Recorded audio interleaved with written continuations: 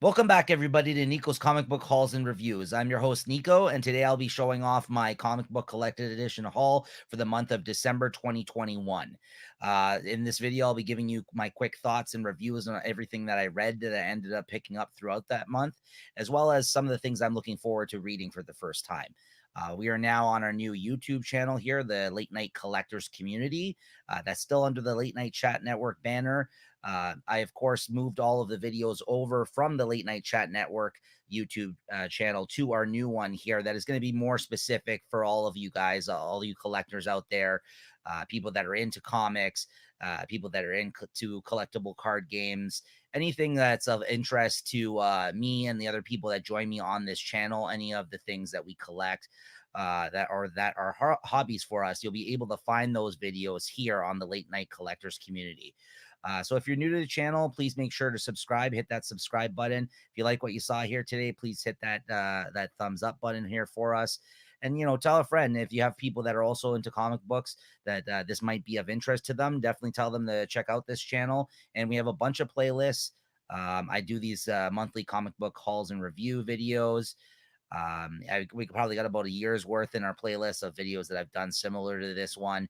And I apologize. I know this one's a little bit late, but during the transitional period of me moving all over the videos from our old YouTube channel over to this one, I kind of, was not able to put this out in a timely manner. The January video is going to be right up behind this one at some point, and then it should get us back on track to be dropping that February video once the month ends. And we go into March. I'll be able to drop that one hopefully in a timely fashion, because I do like to read a lot of the stuff I pick up as well to give you my thoughts on it before we do these vids. So definitely check it out. We have a playlist of that. Also, shout out to Comic Shop Talk, our other show here that we do here weekly on the Late Night Collectors Community. Check that out. That's a show that I do with my buddy Chris, and that's where we talk about specifically the new comic book releases that have come out in single issue form week to week. We still read a bunch of singles, and we talk about them every week. We give you ratings and reviews on that show, let you guys know what we're looking forward to the next week following up, and as well as our thoughts on which book week to week we thought was our best of the week, our favorite book that we read that week in particular. So yeah, that's always a fun time. Make sure to check that out. That's Comic Shop Talk. I think we just did about 13 episodes of that one so far, and that is on our playlist as well here in the Late Night Collectors Community. So lots of comic content there for you guys, as well as our other show, Cracking Packs with the Chat, which is one where we kind of open up packs of collectible card games that you might be into. Pokemon, we've opened up some Dragon Ball on there, some sports cards. So yeah, if you're into the hobby of collectible card games, or just trading cards, sports cards, definitely check that other show out, Cracking Packs with the Chat. We're actually coming up on our 50th episode of that show very soon here, so I'm really excited about that. We do live streams of that when new series come out for things like Pokemon cards and stuff like of that nature. And there's a bunch of different people that join me on these videos on this channel as well. A lot of my friends, close personal friends. My girlfriend, she opens up Pokemon cards on the Kraken Packs with the Chat. So yeah, we're a very tight knit group here. I'm happy to be doing these videos. Happy that we got this YouTube channel set up now for all of our interests. And if you've never watched us on the Late Night Chat Network, make sure to go check them out as well. I mean, we got lots of great different videos of varying different topics of interest on that channel as well. But we kind of wanted to focus on and all this stuff that we're into collecting and these types of interests. We wanted to actually just shift that over to its own YouTube channel. So here we are. This is the Late Night Collectors Community. So thank you for joining us. And like I said, if this is your first time checking it out, thank you. Leave us a comment. Let's keep this conversation going. If you're into comics, please check out some of our other comic podcasts and videos that we posted in our playlist here on the channel. All right, so without further ado, though, let's get into my monthly haul for December of 2021. As I mentioned, I'll be going over the books that I have read maybe previously to picking them up, or read them for the first time that month after I grabbed it, and giving you my quick thoughts and reviews on those books while showing them off for you, as well as showing off some of the books that I picked up that I'll be looking forward to reading for the first time. So, but yeah, like I said, without further ado, let's get into it. All right, first up, I'm gonna go through all the books that I ended up picking up that I have read throughout the month of December 2021. This was great. This was fantastic. This was one of the best things I think that came out last year. I actually double dipped on this. I actually read the single issues of this series when it was coming out. And I mean, I'm a huge fan of Daniel Warren Johnson, the artist on this. He wrote and drew this one with Mike Spicer on colors, who's done his stuff before, I think, through some of his books he's put out through Image. Yeah, this was just a great little mini series about Beta Ray Bill. Really touching. It was a nice, sad at times, heartwarming tale. And I mean, if you're a fan of Beta Ray Bill, or just a fantastic art, or just want to read a really great mini series through Marvel, definitely check this out, man. I can't say enough. I mean, I can't say enough about this miniseries. It was so great. I mean, it actually spun out, I guess, of the events. At least they referenced them in this first issue of the series of the thing with Null, with Venom, not Absolute Carnage, the other one, King in Black. So it spun out of that.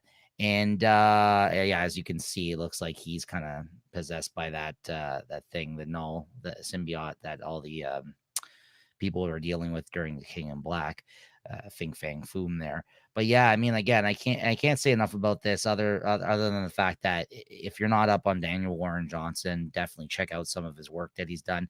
He did some great things through Image as well. Extremity was a book that he did, and he also did one for DC, the Wonder Woman Dead Earth. That's a really great one that he did through the DC Black label, I think just prior to this. So yeah, definitely check out his stuff. And what was the other book that he did too? Murder Falcon. Yeah, another really great book through Image Comics. Yeah, I just really love his art style, and I do love Beta Ray Bill, the character. This one, you get a little bit double page spread of looking inside of the ship here. I always like one of those where you get to see. It's like, the equivalent of when you open up a book and you see like a really cool map, kind of showing you how big the world is. This gives you a little peek into. I believe, yeah, Daniel Warren Johnson actually drew himself, kind of working on a page in the back of at the bottom of this ship as well. But yeah, this is just a hell of a lot of fun and touching at moments, and I highly recommend it. So yeah, definitely check it out. Beta Ray Bill. I really wish that they brought this out in a treasury size edition, though. That's the only thing I don't love about this, is that I was still down to double dip. I bought the issues. I'm just gonna pick up the paperback because I'm not holding out hope for them to actually put this in an omnibus or put this in a treasury edition of some sort. But I really wish they did, just because this art deserves a bigger scale for you to look at it. But anyways, I'll take what I can get, and Beta Rebuild is paperback. Really, really great. Check it out, guys. And next up, we got Copra Round 6. This is by Michel Fife. Another great artist's work I'm a real big fan of. And this trade paperback took quite a while to come out since the last one. I believe now he's gone back to self-publishing. Like, I don't think he's going to be bringing out the single issue comics through Image Comics anymore. I think he did for a little bit, period of time. And but I believe the trade paperbacks he will still put out through Image Comics. So if you've kind of got into this series through Image Comics, bringing out all of his older collections, I think they will be continuing to print them as they come out. This one is actually a bit larger. This paperback of this, I don't even know how you say it, the Ochisan Saga or something like that, I think it was called. Yeah, I don't know if that's how you pronounce it, but I think there was like 8 or 9 issues in this one, 32 to 41. So yeah, it's like 9 issues. So this was, well worth the wait, though. This was great. It did not disappoint. If you've checked out Copra before, then I'm sure you already know what you're kind of what kind of the wild ride that you're in for by picking this one up and reading it, because yeah, it goes places. It's really weird and out there, but it's like oozing with the love of different types of comic books, I'm sure, that Michel Fife has gotten into over time. So, like, if you like Suicide Squad, or if you like New Gods, or even Punisher, like, there's definitely like pastiches, like different versions, or like nods to these type of characters throughout his Copra book. And he's got a super unique art style. I mean, like, really, it doesn't look like anything else out there, in my opinion. You hate it or you love it, I guess. I mean, I've heard some people that have told me that they don't like his art style. I don't understand it, because I love it. I think it's absolutely really fun and great to look at, and very interesting looking. And the characters are really interesting in this book. And yeah, definitely. I mean, there's like that, Deadshot type character in here. Like it's definitely, I guess, most like, I guess, Suicide Squad, at least from the start of it, but it's kind of gone places since then. And it's definitely like, because at first, you got like a Captain Boomerang. It kind of feels like John Ostrander Suicide Squad by the start of this. You even got like the Amanda Waller type character that runs the team essentially. But yeah, but then you got like a character that's like Doctor Strange that shows up, and a character that's like the Punisher. So like he's just throwing a bunch of different shit at the wall and seeing seeing what crazy shit occurs when he kind of brings all these types of characters together in this book. And again, I'm not going to get into the plot at this point in time because we're like 40 issues in, but it's a hell of a lot of fun with interesting indie sensibility artwork. And yeah, Cobra, check it out. I think this is the 6-1, round 6, the 6 paperback through Image Comics. Just really one of the more unique artistic voices I think that's doing comics today. And yeah, I loved this volume. All right, and then we got Moonshine Volume 5 through Image Comics, Brian Azzarello and Eduardo Risso. This is actually the final volume of this series. This is the 100 Bullets team doing something quite different. This is them doing basically like a werewolf story, essentially, but also through the Prohibition era with like gangsters, selling and doing liquor runs essentially. And they talk about like people that were making moonshine and stuff in this. And it's definitely like a little bit of they go down to the South at one point of this of book, I guess, to check out somebody like the mobsters from New York, to check out somebody that's making moonshine down there. And then there's like a whole werewolf aspect to the story. And then it kind of flips back and forth between those two different areas, New York and somewhere in the South. And the relationship that's kind of becomes of our main, I guess you can call him protagonist of this story, although he's a mobster. He's not really a great guy in that sense, but the guy that we're following throughout.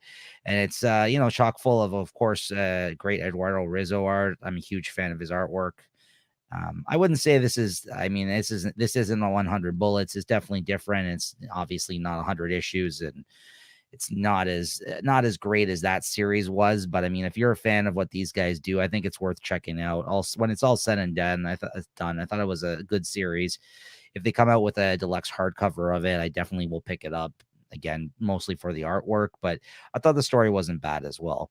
It's neither my favorite thing from either of these creators. I mean, again, I've read better Brian Azzarello things, but he's hit or miss with me these days anyways. So I was actually pretty pleased with this. This is probably one of the first things I've enjoyed of his on some level and in some time for that matter. So I don't really usually dig a lot of the things he does through DC Comics these days. So yeah, there you have it. This volume 5 collects issues 23 to 28 and was the end of the series. So, hopefully they bring out a deluxe edition, because then I'll definitely trade in my paperbacks to upgrade to that one. All right, next up, we got The Old Guard, Tales Through Time, Book 1. This is an anthology type series that takes place in the same world that was established by Greg Rucka for The Old Guard. I was a big fan of the series. Never watched the show that went on Netflix. I've heard good things about it though, but this one, I think there's been about 2 other paperback volumes that have come out through the main series of The Old Guard, and I guess they've been on hiatus. You do get the original writer Greg Rucka and artist Leandro Fernandez on a couple of the short stories in this volume, but for the most part, it's not their work. As I mentioned, it's an anthology. I'm not a huge fan of anthologies, but you do get a lot of great creators that did come and work on in his world, essentially, with these characters in this. For instance, you got Kelly Sue DeConnick, Valentine DeLandro, Mike Henderson on art on one of the stories, Brian Michael Bendis, Michael Avon Oming together, Matt Fraction, Steve Lieber, David F. Walker, and Matthew Clark, Jason Aaron, and Raphael Albuquerque. That one was a great one. I mean, those are 2 great creators.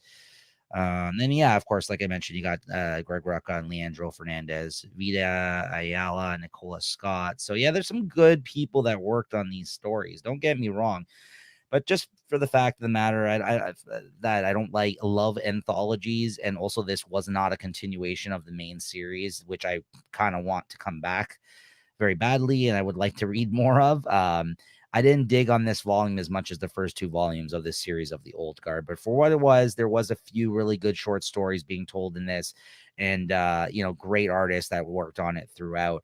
And I think that some of the writers had a really great grasp on maybe this world, or at least given the opportunity to kind of play in in the Greg Rucka's sandbox here of what he's established. I thought some of them did a really good job. So yeah, so it was interesting to say the least. I mean, I'm not unhappy that I bought it or that I have it in my collection, but let's get some more of the regular series, Greg Rucka. Come on now. And I don't know if the issues have been coming out, maybe just the volume hasn't come out yet, but knowing him and the way that he's, he usually has these hiatuses in some of the titles that he works on. I wouldn't be surprised if we're actually still waiting on that current one, right? After the success possibly of the show. Yeah, there you go. You got that Netflix kind of indicator right there. Also, wouldn't mind getting an oversized deluxe edition of the first two volumes of the Old Guard, maybe mixed in with some of these short stories. It does say book one here. I'm sure they'll do other anthologies, type stories throughout. Maybe after his next volume, possibly. So yeah, we'll get. I guess we'll wait and see though. But yeah, this was okay. Not required reading though. I mean, if you're just a fan of the main series, just continue to wait for that to come back. Honestly, I could see you doing without this one. All right, next up, Batman Urban Legends. So in this particular volume, I guess the first volume of this series, I read I think the first 6 or 7 issues of the Batman Urban Legends. Again, an anthology Batman title with different creative teams, giving you different stories, a few different stories. I think it was like 4 different stories every month for like an $8 price tag of an issue or something like that.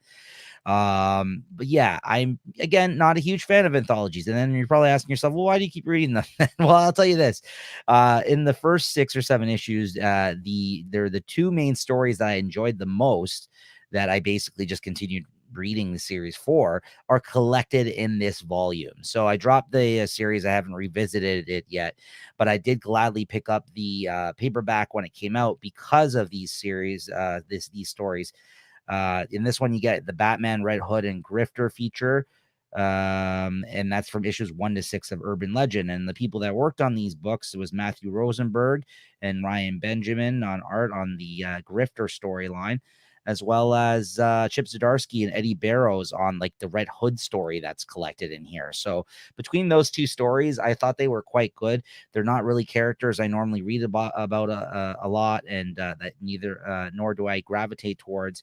But I got to tell you, the Chip Zdarsky did a great job for at least what I think is his first foray into the Batman comics here when he started working for DC. So this Red Hood story is really, really great. I really enjoyed it. And the Grifter story by Matthew Rosenberg and Ryan Benjamin, also really fun and funny. Like, I think he had a great voice for that character. He tends to have like a fun, quippy kind of dialogue that he does with some of the characters that he's worked on, including Hawkeye, which I was also a huge fan. Hawkeye Freefall, the miniseries that he did for Marvel Comics, Matthew Rosenberg. So again, I think this is around the time Matthew Rosenberg started doing some more stuff for DC. So yeah, this anthology series, Batman Urban Legends, has been good for in that sense. Has definitely brought in, I think, a lot of new talent to work for DC for the first time, and those guys have been getting steady gigs now. It seems like at both companies, Matthew Rosenberg and Chip Zdarsky. So yeah, really great stuff. The Red Hood story was good. Let's take a look a little bit at the Grifter one though.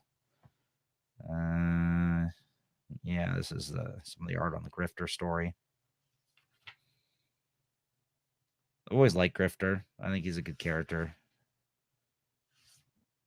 But again, you don't really see too much of him. Yeah, so check it out. If you just want to, like I said, if you're interested in those characters, you just want to, or interested in the work of those writers or artists that worked on these, this was a pretty good pickup. And you don't really have to pick up any of the other Urban Legends paperbacks. I don't plan on doing so. We're not revisiting it unless like there's another kind of stories that are really important or that I hear that are really good and worth checking out. But this was good for me.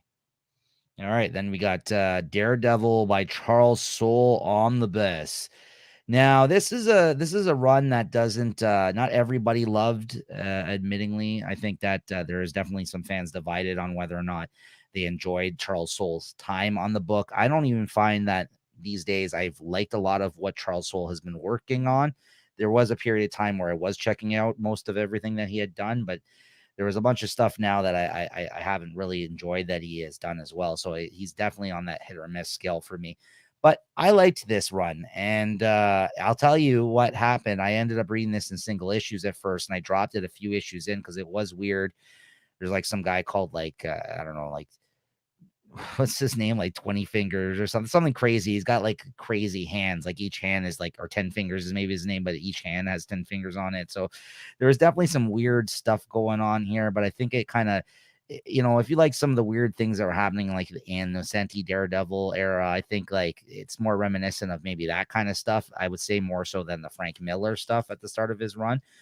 But Charles Soule, who actually also, I believe, who is a lawyer, or I don't know, what aspect of a lawyer he is these days, what he does exactly, but he has had a lot of, he is a lawyer, and he knows law. So the fact that those kind of scenes for the Daredevil where he becomes like the DA or something of New York, like that all kind of, yeah. See, look at this guy.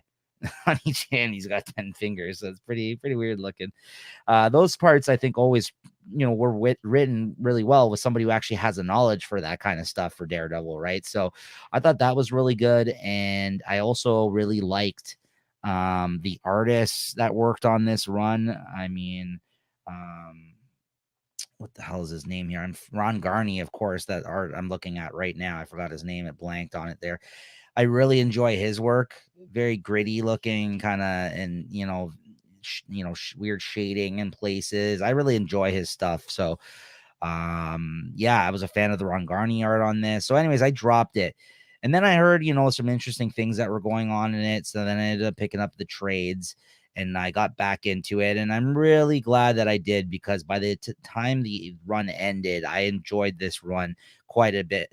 Enough to even trade in those trade paperbacks, sell those off, and actually pick up the omnibus now that it's out finally. So I'm really happy to have this with all my other Daredevil omnibuses. I have pretty much all the Daredevil omnibus on the buy, other than like the original older series stuff. But from Frank Miller on, any omnibus that they've come out with Daredevil, I have on my shelf at this point in time, and I'm happy to add this to the collection. So if you're a fan of the character, maybe you weren't digging the Charles Soule run at first, if you gave it a try, or you're not really sure, maybe read some stuff digitally before committing to picking this up. But I'm kind of glad I did. I really thought there was a lot of great elements and stories that were told during this run.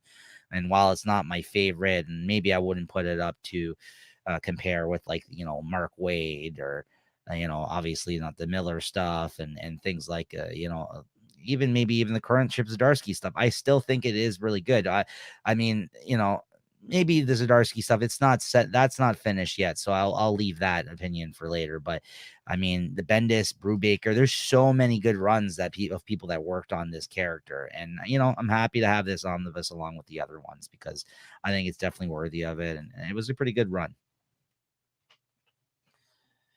All right, and then we got the X-Men Hellfire Gala hardcover. This is the cover I went with.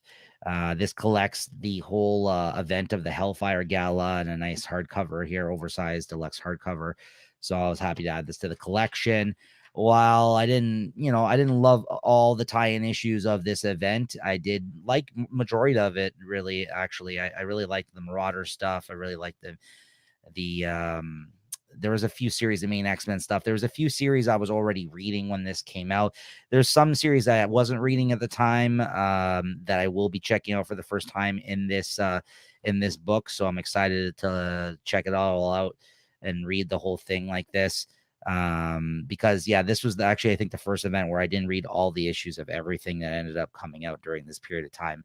Only the series that I was reading at the time I kind of stuck with. So, but yeah, it was a fun idea. I thought it was an interesting concept. Apparently, you're going to keep it going every year, like an annual thing.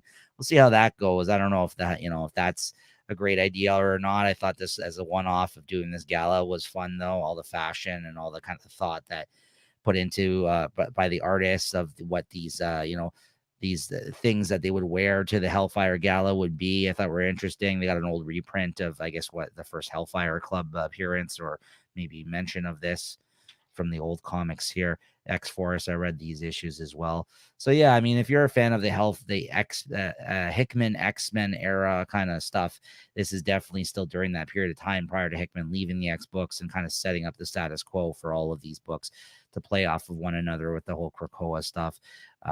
So yeah, this is definitely worth checking out if you're collecting all those things. So yeah, so I'm happy to have it on the shelf along with my other X-Men stuff during this period of time.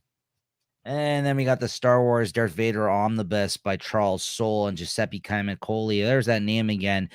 But again, I did check this out mostly for the fact of not so much Charles Soule, but the Darth Vader. All the Darth Vader comics have been pretty great so far that they've come out through Marvel. I had read again the first paperback of this and then dropped it because I liked it enough to actually pick up the eventual omnibus, which I assumed was going to come out, and I was right on that. And got Giuseppe Camicoli on art throughout this omnibus. I think it collects the 25 issues of the series that went on. Yeah, and he drew pretty much everything. So with help of some different inkers and stuff along the way. So yeah, he's a good artist. I like his stuff, and I really enjoyed this omnibus. I will say this though, this is not as good as the Kieran Gillen Darth Vader omnibus. So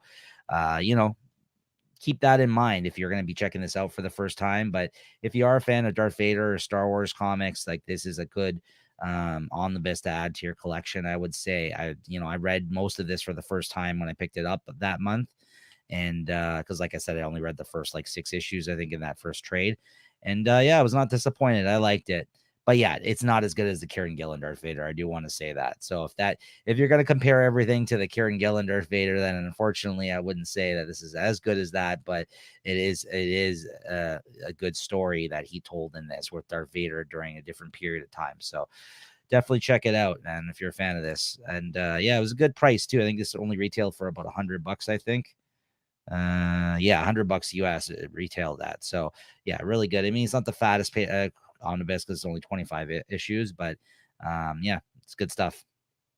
All right, and we got Spider-Man Life Story hardcover, the oversized hardcover that came out collecting the whole series as well as the annual, because the paperback that was prior to this I don't think included that issue. So they actually came out with an annual sometime after the actual original 6-issue miniseries came out. That was like a one-off story about J. Jonah Jameson. And he says here, all new edition, including Spider-Man Life Story Annual. So that was a nice thing to add to this collection. I really am a big fan of the life story kind of idea for these Marvel series. I really enjoyed the Fantastic Four one that just concluded as well by Mark Russell. And so I mean, you got the classic Mark Bagley art on here for the characters, worked on the character, for years and years and years. And I think for that matter, somebody who's a modern day kind of artist still that has history with the character like he does since like the 90s, I think it was kind of a good fit to put him on the Spider-Man Life Story book. So yeah, I actually enjoyed it. I think, his art's not my favorite sometimes, but I think that for this story, it worked very well. And I thought that he did a great job. And not only that, it's a very interesting story because of the fact that each issue they are kind of telling from different decades, like 60s, 70s, 80s, like the way that they're going through the years like that, issue to issue, made it for an interesting read. I really like the concept quite a bit. You get to see him going through his trials and tribulations and getting older as each issue into the story, and gets more convoluted with everything happening in his life, and you kind of really feel the drama that Spider-Man experiences in that sense. So yeah, it's great. I love this. This is one of the better things I think. Although I am a fan of him as a writer these days, Chip Zdarsky, he's a great writer as well. As artist, but I think he has the voice for Spider-Man down. I really enjoyed his Spider-Man run that he did as well. And the Peter Parker, I think Spider-Man, I think was a series that he had done, and I really enjoyed this miniseries that he did. So I think he has got a great voice for Spidey. I think that's one character that he absolutely gets. And I wouldn't mind anytime he works on the character, honestly. So yeah, it was happy to add this to the bookshelf, this oversized hardcover of this series. All right, I'm going to get into some manga quickly before we get into the books that I ended up picking up that I've never read. That I'll be checking out for the first time. So yeah, we got Die Dark #3 by Q Hayashida. I think this is by Seven Seas. Yeah, printed by Seven Seas. This is probably my favorite ongoing manga now that's coming out. I think it's surpassed one of the ones I'll be talking about in a minute. Yeah, simply because the art's fantastic. It's just zany, it's crazy, it's a dark humor that's like, absent from any of the other manga that I'm reading right now.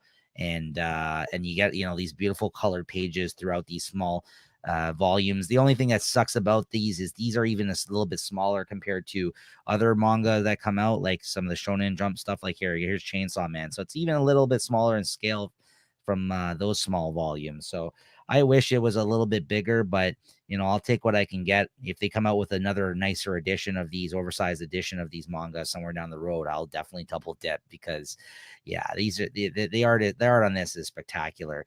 Definitely, dark and inky and kind of like the gothic kind of art style, and fits the storyline perfectly. And like I said, it's very filled with dark humor and crazy adventures with crazy characters. And yeah, I love this series. At times I feel like I'm confused by it, but it's just because they're throwing so many crazy concepts for like technology and futuristic space stuff, and a weird language for stuff that only exists in this world that the writer has basically writer artist has basically set up for us in this title. So yeah, so I don't, in that sense, I don't feel lost. I just got to kind of go along for the ride, right? When it's every volume has been a lot of fun, and it just keeps getting better and better. Die Dark, definitely check this out, guys. And there we go. Then we got the Chainsaw Man volume I was just showing off a moment ago for size comparison. Okay, we got volume 8 of Chainsaw Man. This was crazy. This volume. This was just like an epic battle in this one. And yeah, I think I've heard that this is taking a hiatus again after 10 volumes, I guess, in English, translated in English. But the series is going to be coming back. This has been a very popular manga, which also anime. I don't know if the anime is out as of yet, but I've seen that they were promoting it, so maybe it has come out now. And yeah, if not, I'm sure that's going to be huge. Yeah, again, this is just a a crazy world with crazy characters and concepts, and this is definitely one at times I am confused by, unlike the Die Dark. But I just keep reading it because the art's great and the story's intriguing enough, and the shit that goes on in these volumes is crazy. So yeah, there was a big throwdown, big fight in this one in particular. So yeah, definitely, if you guys have yet to check this out, it's probably one of the only shonen mangas that I'm reading these days, but it's definitely deserved of if I'm only going to check out a couple titles, this is definitely one of them, Chainsaw Man. All right, and then we got Golden Kamui, or Kamui. I don't know how you say it. This, like I said, this previously was my favorite ongoing manga that's coming out right now. But now with Die Dark, it may have taken it off my top of the list, unfortunately. But it's still very great. I don't want to kind of dismiss it at all by saying that. I just wanted to say, up till this point in time, it was my favorite. But I think, like I said, that's gonna go to the Die Dark now. But this is my second favorite, I would say. It's not totally getting dethroned here. This is a great manga I look forward to every volume. It seems like it's going to be ending soon. I don't know that for a fact. I'm sure there is some way of finding out, because these get translated in English and come out later here than they do in Japan. But that all being said, it seems like all the characters are finally coming together here, new and old. And we're finally hopefully going to find out where this Ainu gold is, all these tattoos that they've been collecting this whole time to kind of track them to the location of this secret gold that's been hidden. Hopefully they find it, or we get some sort of resolution out of this storyline. But yeah, it's been a hell of a lot of fun. And I look forward to each and every volume every time it comes out. It's one of the first things I read. So yeah, it does seem that we're finally coming to some sort of a conclusion. We're definitely in the fourth and final act. Let's say that at this point. So here we go. The Golden Kamui, volume 24. Great as always. And this one was a delight to pick up. This was a hell of a lot of fun. This is Akira Toriyama's manga theater, collecting a bunch of, I guess, smaller short story mangas that he did over the years in different publications, probably before most of them, I think, were before the success of Dragon Ball, or some of them during that period of time. But I guess when he wasn't done Dragon Ball, he started doing some other smaller things. So I mean, if you have some of his other things, I think, other than like I'm sure there is other stuff too to come out so far, maybe that we haven't hasn't been collected, or is that good enough to be collected? But that's what this is. This kind of is a bunch of odds and ends that they kind of threw in this nicely put together hardcover. Though I think there was 2 volumes of this in Japan that they've put together and combined in one oversized hardcover volume through Viz Media. So the presentation is really nice. I mean, if you're a fan of Akira Toriyama, if you're a fan of Dragon Ball, if you're just a fan of his artwork, I think this is worth picking up for that matter. You even see some of the things that maybe he drew inspiration from that eventually led to Dragon Ball in this, because you get a lot of his earlier work in this.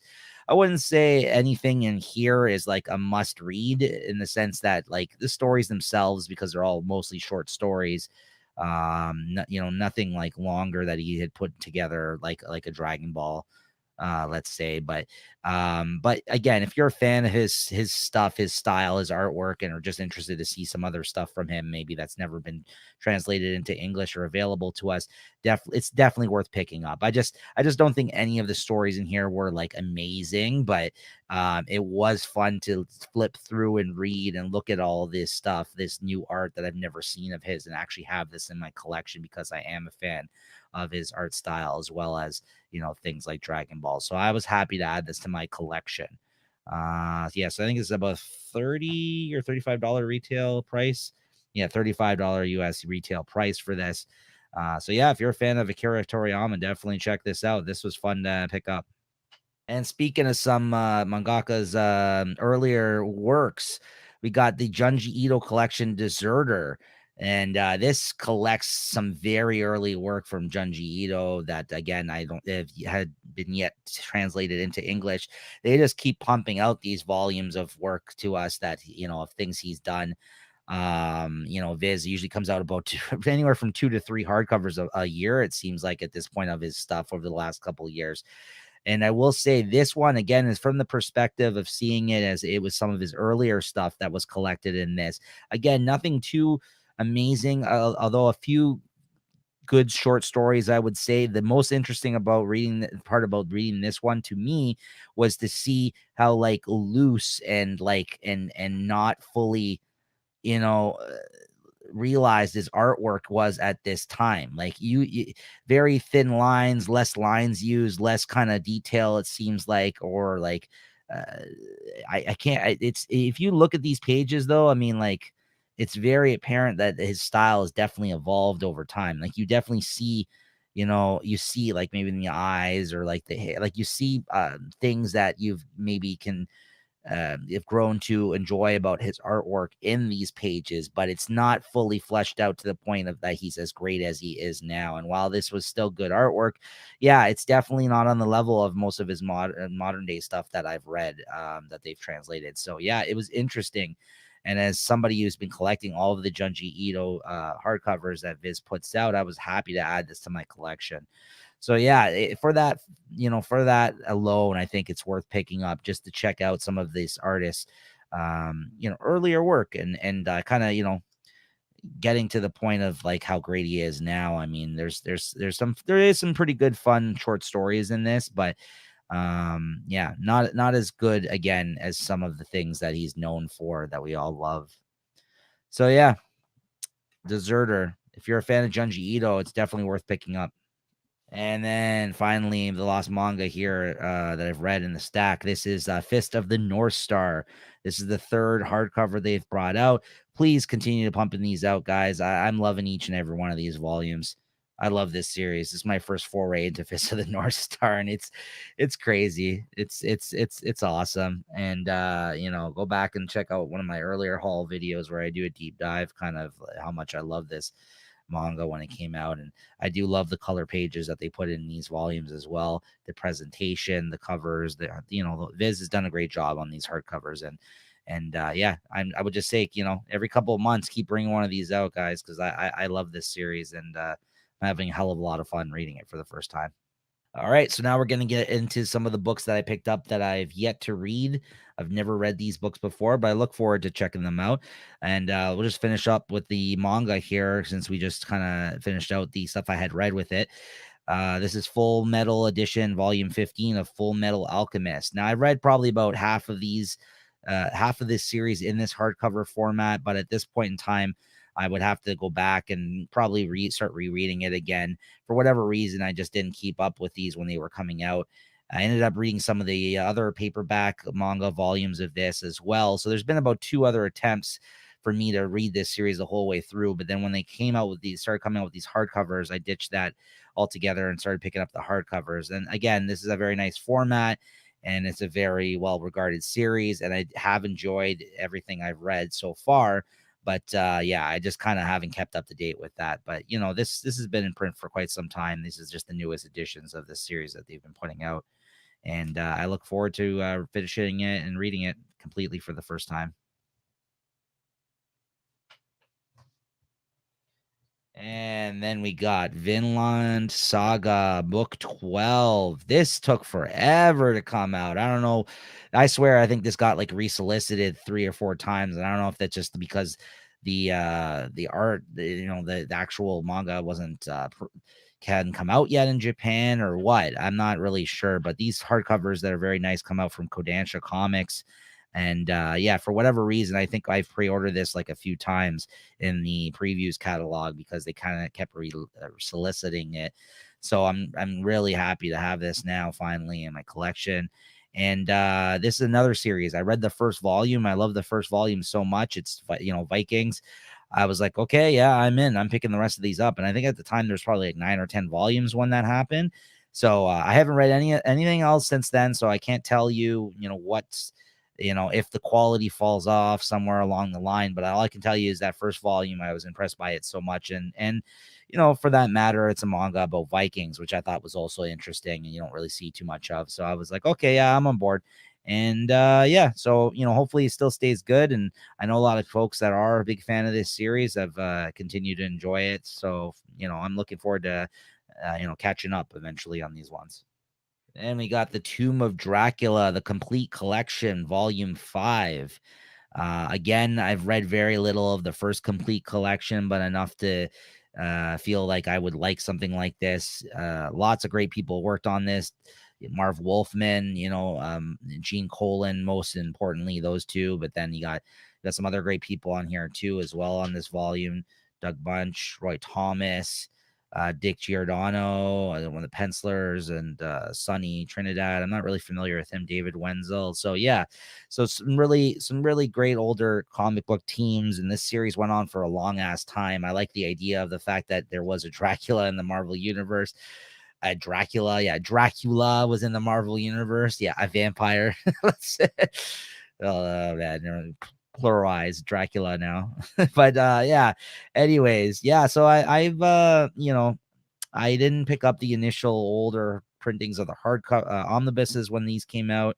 I know there was another ditch format of the paperbacks. I think they came out with like 3 volumes of that they were collecting them in. And then they started coming out with these fatter complete collections. There was a gap, I think, from some time after the first 3, before these next 2 volumes, 4 and 5 had come out. So I'm just glad that they've continued to put them out in this format, these complete collection, thick paperbacks, almost like a Marvel epic collection essentially for this series. So I'm happy to have all these, and I eventually look forward to checking them out. And then we got the Spawn Compendium Volume 2. All right, so I've only read the McFarlane drawn kind of era of Spawn, probably like the first 24, 25 issues there for the first couple of years of Spawn. And so I had the oversized hardcovers of that stuff, and I just mostly got them for the Todd McFarlane art. But this era is the Capullo era of Spawn. So I'm like, you know what? I've heard very mixed things about Spawn. I've heard, this story is not really worth continuing with, but I love the artists that have worked on the series. I mean, before he kind of came to prominence during his time yet again with Scott Snyder on Batman during the New 52, and Greg Capullo is still a huge name to this day based off of that collaboration. I mean, he is the man that kind of replaced Todd McFarlane for a good period of time on Spawn.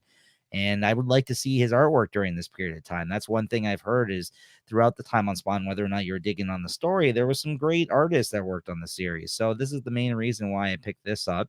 And these compendiums are a good deal. I mean, these are $60 US retail price. If you can get it for cheaper, this is a great chunk of comics. This is issues 51 to 100 in this compendium volume 2. First one was the first 50 issues.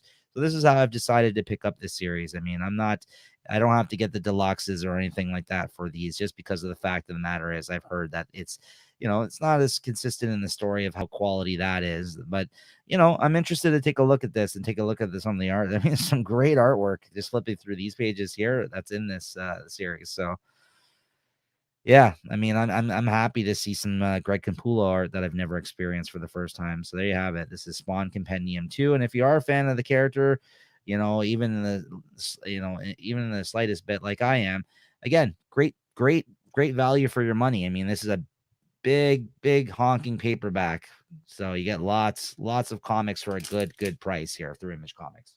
All right. So this actually didn't come out in December 2021, unlike all the other releases.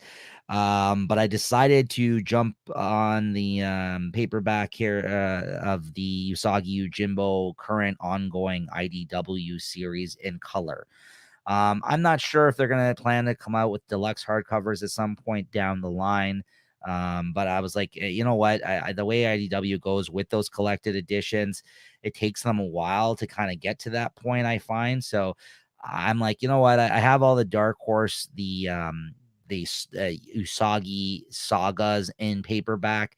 So why don't I just pick up the single volumes in color from IDW? And, again, even if they make fatter volumes of this in color through IDW, I don't know how many years it's going to be before they actually release those. So they've already come out. I think the third volume has already been solicited for this. So I ended up just going with the thinner trade paperbacks. And, if they end up coming out with a more deluxe version somewhere down the road that I end up regretting picking these up for and trading them in, leveling up and then picking up those with a triple dip. All right, but I'm happy with these paperbacks for now. So this is the current ongoing series from Stan Sakai, Usagi Yojimbo through IDW. In color for the first time. That was IDW's kind of addition to the series, is that they wanted to colorize all this work. They actually also have an ongoing series that's coming out in paperbacks as well as single issues, where they're actually going back and recoloring all of the older black and white stuff that came previous to his time now with IDW Comics. But that I'm not so much into. This, being presented in color. This is the only way this is being presented. These current comics, I'm like, okay, I'll read those, but the other ones, I'm happy to have all the Dark Horse editions where they're all like the original black and white stuff and the Fantagraphics box set of Usagi that they've come out with. So, but yeah, since you didn't really have the option with this series, I'm like, yeah, I'll pick up the color paperbacks. Why not? So this is the first one. I think I have the second one that I have to order still, and the third one I think I've pre-ordered because that's going to be coming out in a couple months. So yeah, there we go. This is Usagi Yojimbo IDW. This one's called Bunraku and Other Stories. I think it collects the first 7 issues of this new, full color Usagi for the first time. All right, then we got X-Men Inferno Prologue Omnibus. That's right. So this previously had come out in an oversized hardcover. It didn't have the omnibus part on the spine though. So when it was announced that this was going to be coming out, I'm crazy enough, guys, that I actually traded in the hardcover that I got very cheap and discounted. And that's probably the main reason why I was okay with getting this version of it, because if I paid full price for that bad boy, I don't know if I really would have traded it in, because the oversized hardcover was honestly it's the same content as in the omnibus as it was in the oversized hardcover that they've come out with years previous. So, but I have all the other in Claremont X-Men era stuff in omnibus. So of course I wanted this in omnibus. And yeah, they're coming closer and closer to bridging that gap of having all of the Claremont stuff in oversized omnibus format during his time on the X-Men. So yeah, I'm happy to add this to the collection. Inferno, like I said, I've heard it's a wacky series and inconsistent in the sense that some of the tie-ins may not be as good or quality as some of the main series stuff that people have seemed to enjoy during this period of time. But this Inferno Prologue, it collects, I think, a lot of the issues leading up to the Inferno event. It's collecting X Factor 27 to 32, Annual 3, Uncanny X-Men 228 and to 238, New Mutants 62 to 70, Annual number 4, X-Men Annual number 12, and material for Marvel Age Annual 4 and Marvel Fanfare 40. So yeah, there you have it. I think that might be the annual that Art Adams is on, actually, if I'm not mistaken. Let me just check quickly.